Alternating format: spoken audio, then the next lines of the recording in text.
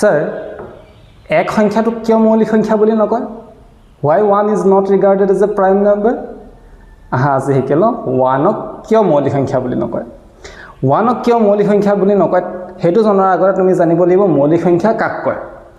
ধৰা p এটা মৌলিক সংখ্যা হয় যদি p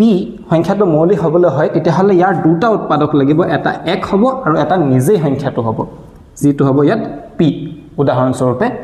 2 টো কিয় মৌলিক সংখ্যা হয় কাৰণ ইয়াৰ দুটা উৎপাদক আছে 1 আৰু 2 নহয় জানো এই দুটাই হ'ব লাগিব কোনো এটা মৌলিক সংখ্যা হ'বলৈ উৎপাদক কিন্তু একৰ ক্ষেত্ৰত কি হয় সোৱা একৰ উৎপাদক কেৱল এক হয় নহয় জানো কিন্তু হ'ব লাগিছিল কি এক আৰু নিজে সংখ্যাটো যেহেতু একৰ মাত্ৰ এটাহে উৎপাদক আছে আৰু হেতু হৈছে নিজে সংখ্যাটো হেহে আমি ইয়াক মৌলিক সংখ্যা বুলি নকওঁ আৰু জানিবলগীয়া কথাটো হ'ল যে আটাইতকৈ সৰু মৌলিক সংখ্যা আৰু একমাত্ৰ যুগ্ম মৌলিক সংখ্যাটো হৈছে